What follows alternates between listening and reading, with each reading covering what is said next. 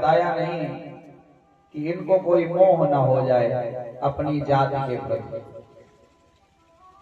लेकिन बलराम जी तो भगवान के भक्त हैं, खूब समझाते हैं सबको कि कन्हैया कोई साधारण है क्या। और अभी देखो थोड़ी देर बाद अपना कन्हैया आ जाएगा। यशोदा मैया खूब रुदन करती है, नंद बाबा रो रहे हैं, हजारों गोपियां खूब रुदन करती हैं। जितने पशु हैं गाय बछड़े में सब काली दह की ओर देखते हैं। क्यों? तुलसीदास जी कहते हैं अपना हित अनहित तो पशु पक्षी को भी पता होता है। हित अनहित पशु पक्षी बुझाना, हित अनहित पशु पक्षी बुझाना, हित अनहित पशु बुझाना।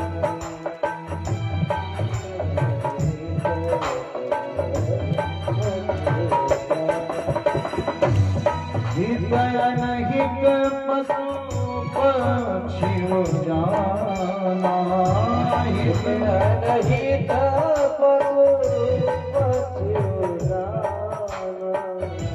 मानुष तन गुण ज्ञान निधाना,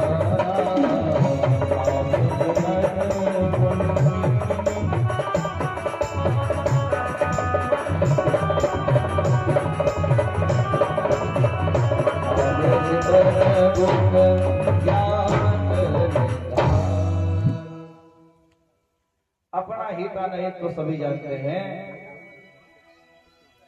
गाय बछड़े सब रो रहे हैं और इधर भगवान पहुंचे अंदर।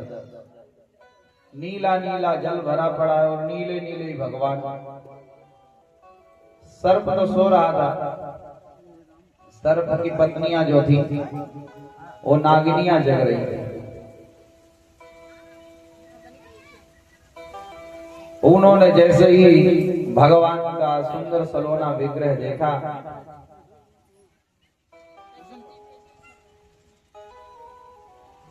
तो मन में विचार करने लगे कि ऐसा सौंदर्य तो हमने कभी नहीं देखा। और ये बालक इस जल के अंदर जिंदा कैसे है? और जल की अगर भाप भी अगर किसी को लग जाए तो प्राणांत हो जाए, इतना जहरीला पानी। और इसके अंदर अगर कोई जीवित है तो जरूर अलौकिक शक्ति है किसी की। तो मन में यही आया कि ये बालक कैसे भी करके बच जाए। तो भगवान कृष्ण से वो नागिनियां कहती हैं कि भाई देखो अभी तक तुम जीवित हो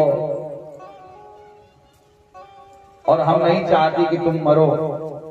हमारे पति देवता जगेंगे तो उनके जगने की देर होगी, तुम सदैव सदैव के लिए सो जाओगे। तो इसलिए काम करो, यहाँ से जितनी जल्दी हो सके निकल जाओ। और यहाँ करने क्या आए हो? भगवान ने कहा तुम्हारे पति देवता ही से मिलने आए हैं, जरा उनको जगाओ।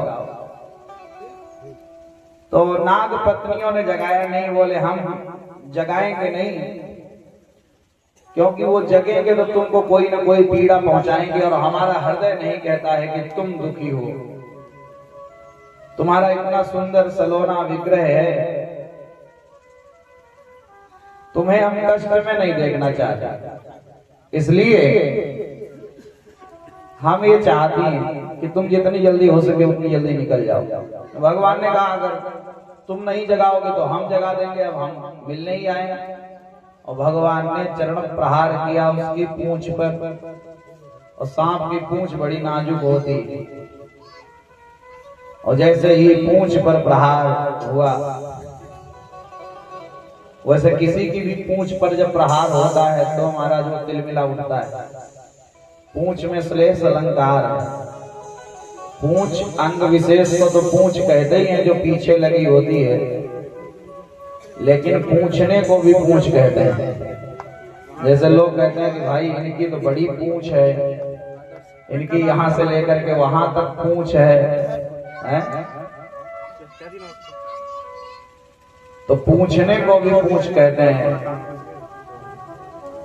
और विचार करो, अगर किसी की पूंछ पर प्रहार होए तो बुरा लगेगा कि नहीं लगेगा? और नाग की पूंछ पर जैसे प्रहार हुआ तो तिल मिला करके उठा। भगवान तो वैसे ही छोटे से स्वरूप में थे, इसने राउंड करके भगवान को ही कस लिया। अभी भगवान के प्रभाव से अनजान था, भगवान ने धीरे से अपना विग्रह बढ़ाया, अपना शरीर बढ़ाया, और जैसे ही शरीर बढ़ाया तो ये तो बहुत तेजी से कसे बैठा हुआ था, कुंडली मार के। भगवान ने जैसे शरीर बढ़ाया तो ये जल्दी जल्दी में अपना शरीर नहीं ढीला कर पाया, तो इसकी सारी गुड़िया अपनी अपनी जगह से टूट गई और पूरा शरीर ढीला हो गया।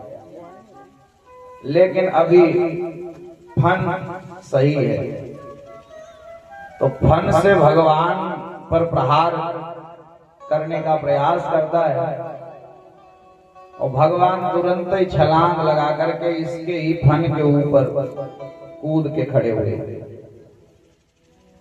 कितने फन है? एक फन नहीं, 100 फन है।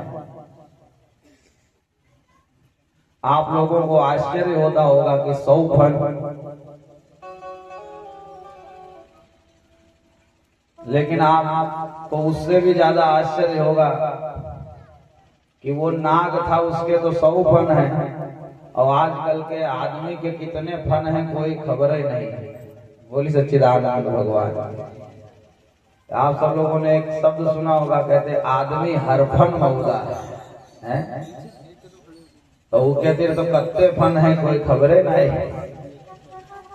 वो तो 27 शीश में 100 ही फन थे, और भगवान हर एक फन पर चरण प्रहार करते तो फन फट जाता है, रक्त की बूंदें भगवान के चरण पर पड़ती हैं। बड़ी दिव्य छटा हो रही है, भगवान ऊपर से कूद कूद करके जो फन पर कूदते हैं, ऐसा लग रहा है कि भगवान नृत्य कर रहे हैं, तांडव नृत्य। बोले तांडव नृत्य तो केवल भगवान शिव करते हैं। बोले नहीं, भगवान कृष्ण भी तांडव कर लेते हैं। क्यों? क्योंकि ये दोनों ही नट हैं। भगवान शिव भी नट हैं और भगवान कृष्ण भी नट हैं। भगवान शिव को क्या कहा जाता है? बोले नटराज राज महेश्वर, वे नटराज हैं, और भगवान कृष्ण बोले ये नटवर हैं। तो भगवान शिव है नटराज और ये है नटवर, और दोनों ही नृत्य करने में बड़े माहिर हैं, नाट्य विद्या में बड़े प्रवीण हैं। भगवान शिव तांडव जैसे करते, आज भगवान कृष्ण फन नाग की फनाली पर नृत्य कर रहे हैं, और धीरे से भगवान ने बांसुरी बजाना भी प्रारंभ किया। और जैसे ही बांसुरी बजाना प्रारंभ किया, अब नाग को टेंशन हुई। बोले नाचे कूदे हमारे फन फूटे वो तो ठीक है, लेकिन ये जो बांसुरी बज रही है बड़ी बुरी लग रही है, क्योंकि वो बांसुरी नाग को बीन के जैसा काम करे, उसे लगे कि कोई बीन बजा रहा है। और बांसुरी ऐसी है कि भगवान की बांसुरी को त्रैलोक्य को मोहित किए है। अगर नाग मोहित हो जाए तो कौन सी बड़ी बात है। गोपियां इसी की तो कायल हैं।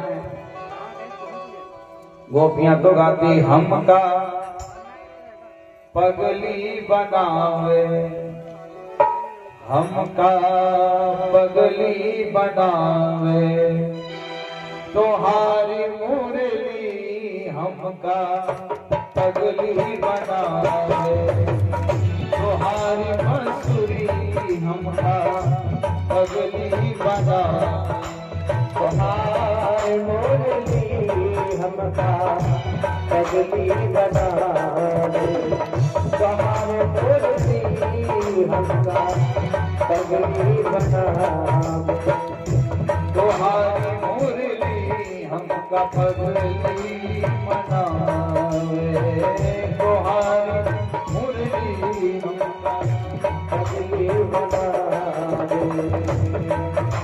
और इतने पागल हो चुके हैं कि दिन को तो चैन नहीं, रात को भी कहां नींद आती। या राती राती भरी जगावे,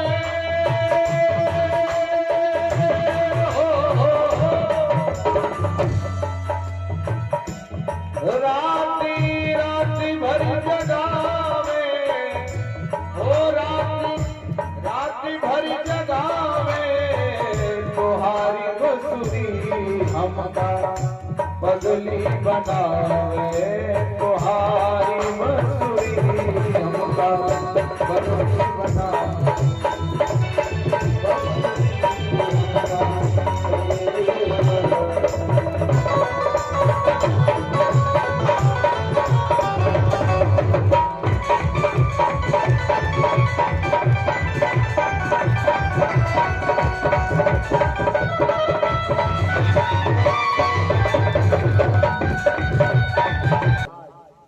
भगवान के श्री चरणों को प्रणाम करता है। और देखो हम लोगों को भी चाहिए कि जैसे भगवान ने बनाया वैसे ही बन के रहे। ज्यादा बनना नहीं चाहिए, ज्यादा बनने में बिगड़ जाता है माहौल। भगवान से प्रार्थना करनी चाहिए कि हम ज्यादा नहीं बनेंगे, लेकिन जितना आपने बनाया उतना बन के रहेंगे। जो बनाओगे बन जाएंगे। थोड़ी देर प्रार्थना करिए ताली बजाते हुए मेरे साथ में। तुम जो बनाओगे बन जाएंगे, जिधर भेजो उधर जाएंगे, जिधर भेजो उधर जाएंगे। जो बनाओगे, हाँ जो बनाओगे, जो बनाओगे बन जाएंगे, जिधर भेजो उधर जाएंगे, जाएंगे जिधर भेजो उधर जाएंगे। सभी लोग ताली बजाते हुए जाओ।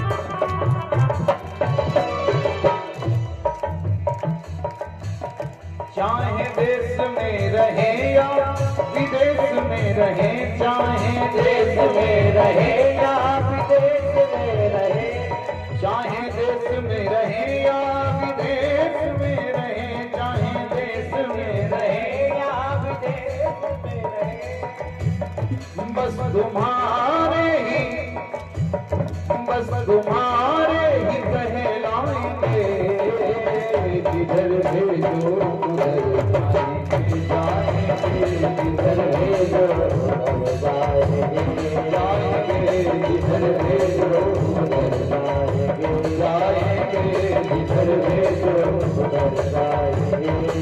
ओ तुम जो बना दोगे, हाँ जो बना दोगे, जो बना दोगे, जो बना दोगे बन जाएंगे, जिधर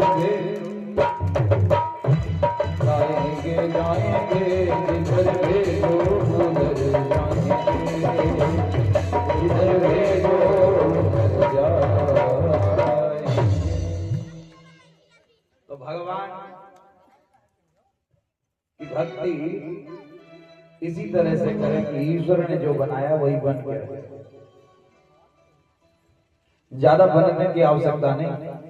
कर दिया कि ये हमारा नहीं है, तो फिर दुनिया में ढूंढने जाओगे तो दूसरा भगवान नहीं दिखाई देगा, क्योंकि दूसरा भगवान होता ही नहीं है, भगवान ही एक है। और भगवान ने मना किया तो ठोकरे खाते रहोगे, लेकिन कहीं भी शरणागति मिलने वाली नहीं है। छाती पर हाथ धर के विचार करके देखो, क्या संसार में है कोई ऐसा कि जो तुम्हारा हो सके संसार में? और दूसरी बात, ना तो कोई तुम्हारा हो सकता है और ना तुम किसी के हो सकते हो। संसार में ऐसा कोई नहीं है जो तुम्हें शरणागति प्रदान कर दे। शरणागति वही दे सकता है जो समर्थ है, और समर्थ संसार में कोई है ही नहीं। मरना सबको पड़ता है। जब अपना ही हिसाब किताब नहीं लगा पाएगा तो दूसरे की क्या रक्षा करेगा? खुद को बचे ना, तब दूसरे को बचाएगा। और संसार में कोई ऐसा नहीं जो तुम्हारी रक्षा कर सके, और संसार में ऐसा भी कोई नहीं जिसकी तुम रक्षा कर सको। तो ना तो कोई अपना है, ना हम किसी के हैं। है अपना कौन? वो एक ही है। गोविंद मेरो है, गोपाल मेरो है, गोविंद मेरो है, गोपाल मेरो है। गाइए, गोविंद है, गोपाल मेरो है, गोविंद मेरो है, गोपाल मेरो है, गोविंद मेरो है, गोपाल मेरो है। वो तो माँ के बिहारी नंदलाल मेरो है, वो तो माँ के बिहारी नंदलाल मेरो है, वो तो माँ के बिहारी नंदलाल मेरो है, वो तो माँ के बिहारी नंदलाल मेरो है। बोलो, गोविंद मेरो है, गोपाल मेरो है, गोविंद मेरो है, गोपाल मेरो है, गोविंद मेरो है, गोपाल मेरो है, गोविंद मेरो है, गोपाल मेरो है। वो तो यशोदा को छैया नंदलाल मेरो है, वो तो यशोदा को छैया नंदलाल मेरो है, वो तो कुंवर कन्हैया सरकार मेरो है, वो तो कुंवर कन्हैया सरकार मेरो है। गोविंद मेरो है, गोपाल मेरो है। आइए, गोविंद मेरो है, गोपाल मेरो है, गोविंद मेरो है, गोपाल मेरो है, गोविंद मेरो है, गोपाल मेरो है। बोली गोविंद भगवान की। कहने का भाव, आज काली नाग ने प्रार्थना की कि प्रभु आपने जैसा बनाया वैसे ही बन करके तुम्हारे सामने खड़ा हूं, तो आप मुझे क्यों नहीं स्वीकार करते हो? और भगवान ने उसे स्वीकार कर लिया। बोले बस इतनी कृपा करो कि हमारी यमुना जी को छुआ दो। यमुना जी से कहीं बाहर हो जाकर बोले कहाँ रहे? तुम्हारे गरुड़ जी महाराज जो है हमको खा जाने के लिए दौड़ते हैं। तो बोले अब नहीं खाएंगे, क्योंकि हमारा चरण चिन्ह तुम्हारे सिर पे पड़ गया, तो अब तो मित्रता कर लेंगे तुमसे। कहाँ जाएं? बोले रमणक द्वीप में चले जाओ। तब से काली नाग सपरिवार रमणक द्वीप चला गया। और इधर भगवान निकले, और जैसे ही भगवान निकले तो गोपियां प्रसन्न हो गईं, यशोदा मैया प्रसन्न हो गईं, लाला को कंठ से लगा लिया। नंद बाबा बहुत प्रसन्न हो गए, सब मगन हो गए। कन्हैया को पाकर के अद्भुत आनंद की उत्पत्ति हुई। इसके बाद में श्री सुखदेवाचार्य जी महाराज कहते हैं, हेमंते प्रथमे मासी नंद ब्रज कुमारिका, हेमंते प्रथमे मासी नंद ब्रज कुमारिका।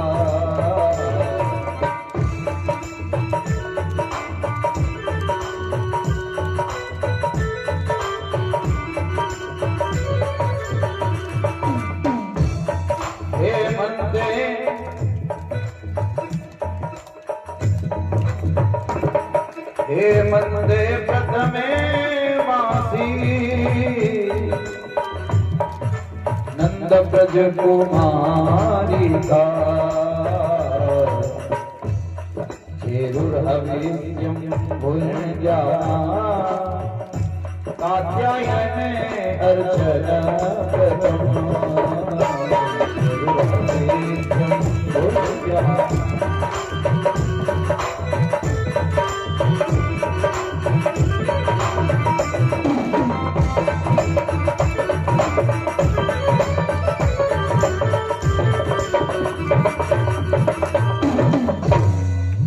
हेमंते प्रथमे मासी नंद ब्रज कुमारिका।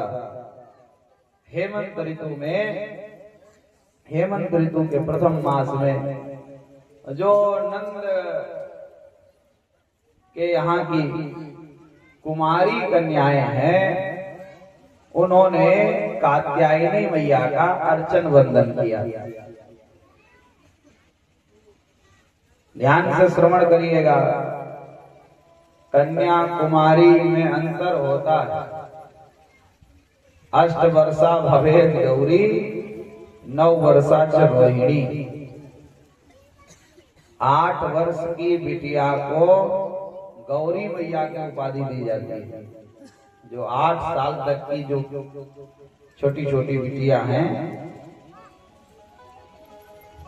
उनको गौरी कहा जाता है। 9 वर्षा च रोहिणी, 9 वर्ष की कन्या रोहिणी मैया का स्वरूप कही जाता है।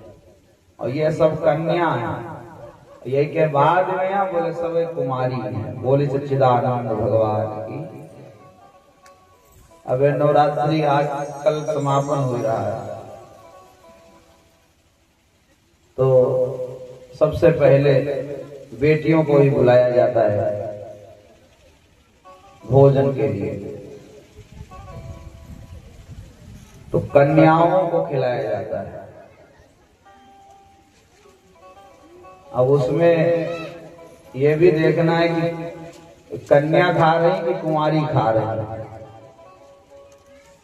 कुंवारी माने 9 साल के बाद की जितनी बिटियां हैं वे सब कुंवारी हैं, और उससे जो कम की हैं वे सब कन्या हैं। तो भगवान के पूजन में जो 8-9 साल की बिटियां हैं उनको खिलाना चाहिए।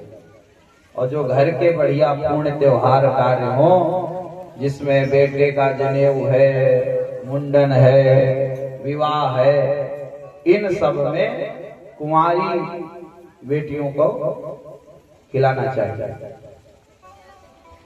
बोली सच्चिदानंद भगवान की। और वैसे अगर सार्वजनिक हो रहा है तब तो फिर कुंवारी कन्या जो भी खा सके। बेटी तो बेटी होती है, वे तो देवी का ही रूप है। तो कात्यायनी मैया का अर्चन वंदन करती हैं। किस लिए करती हैं? बोले कृष्ण को पति रूप में प्राप्त करने के लिए।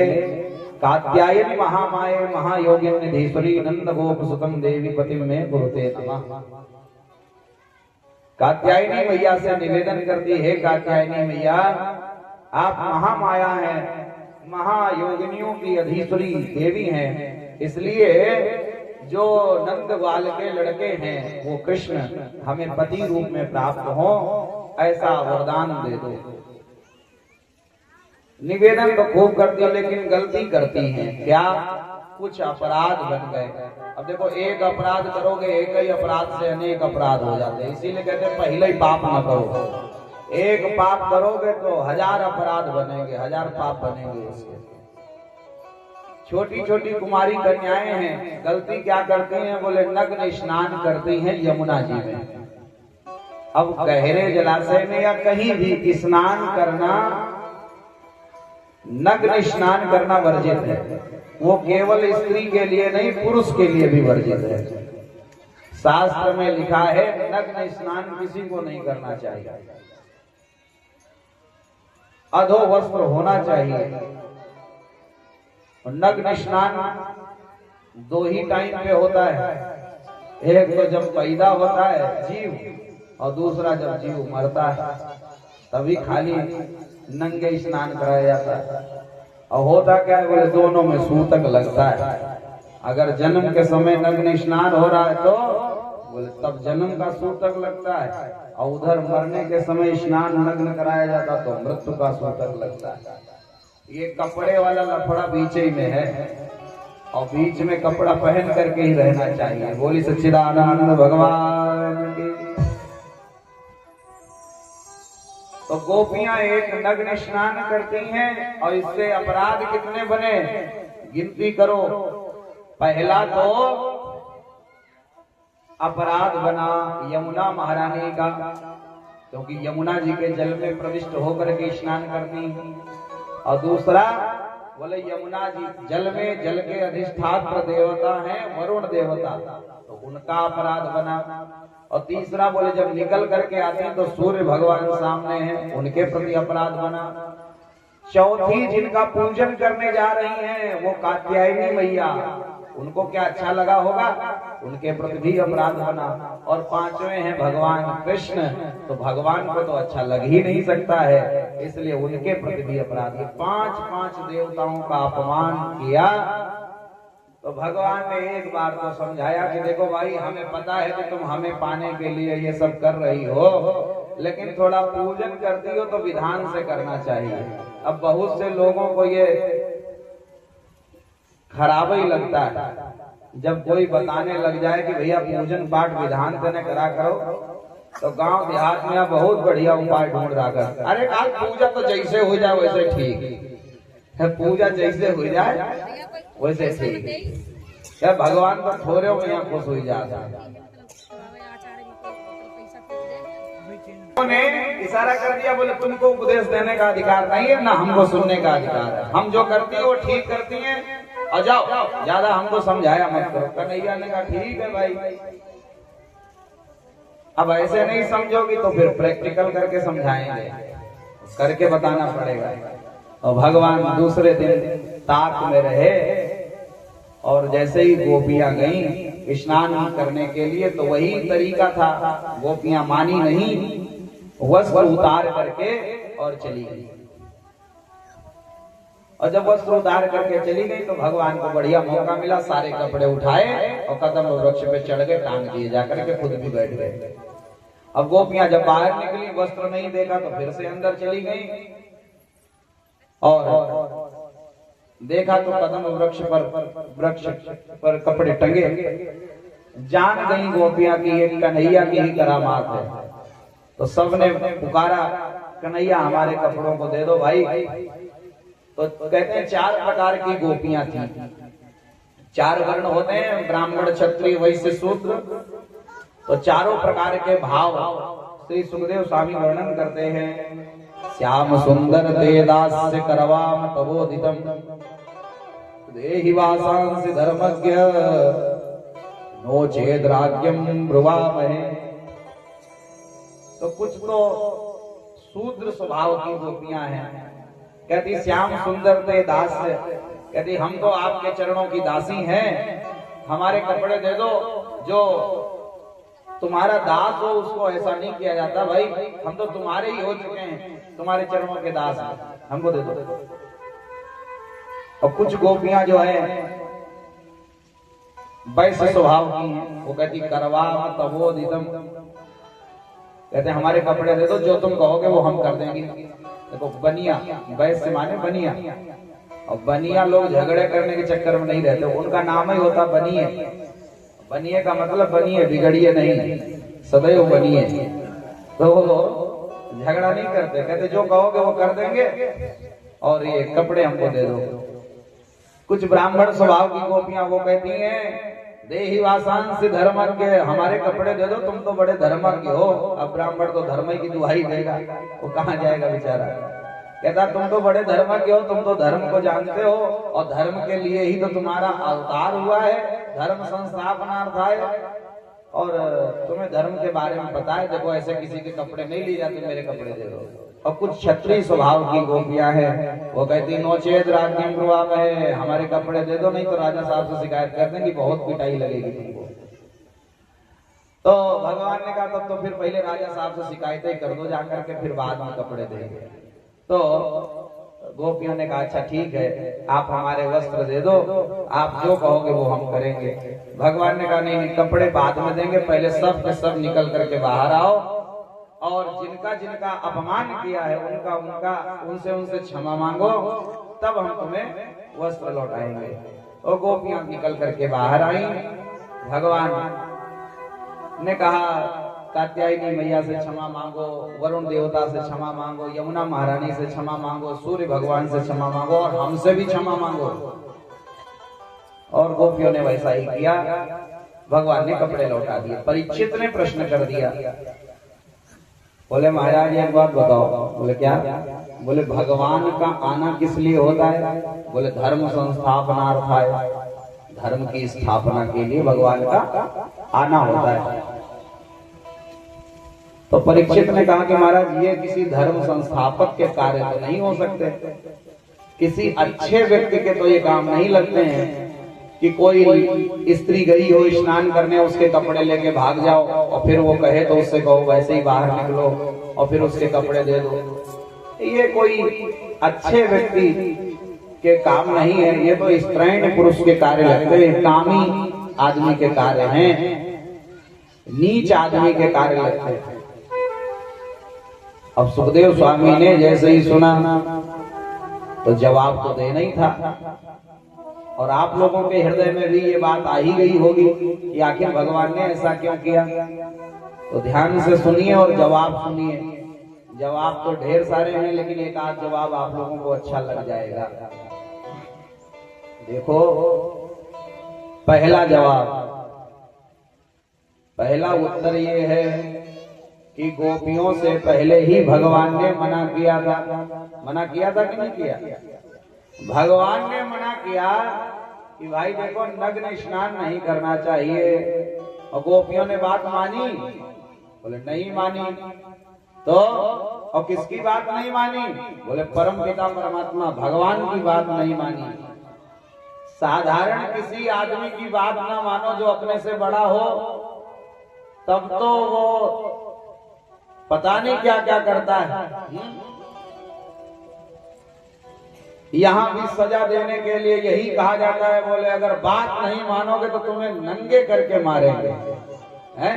लोग यही तो कहते हैं, ज्यादा सजा देते हैं। और विचार करो, जो भगवान की बात नहीं मानेगा तो उसको क्या नंगा नहीं होना पड़ेगा?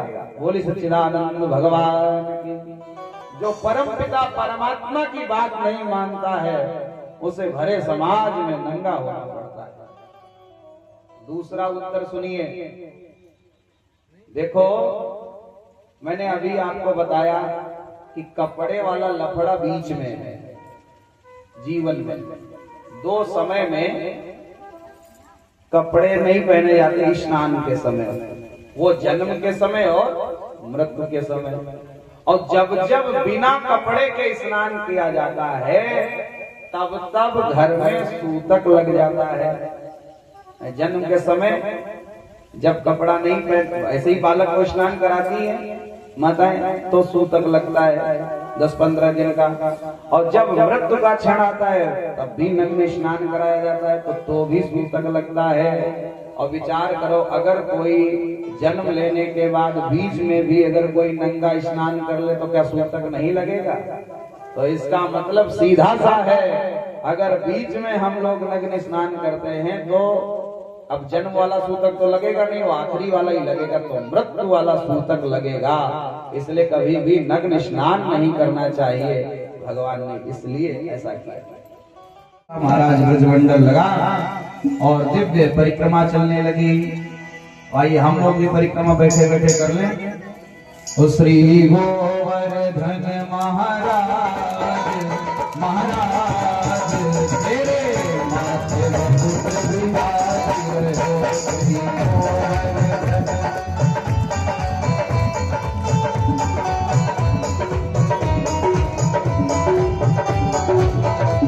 श्री गोवर्धन महाराज महाराज तेरे माथे मुकुट विराज श्री गोवर्धन महाराज महाराज तेरे माथे मुकुट विराज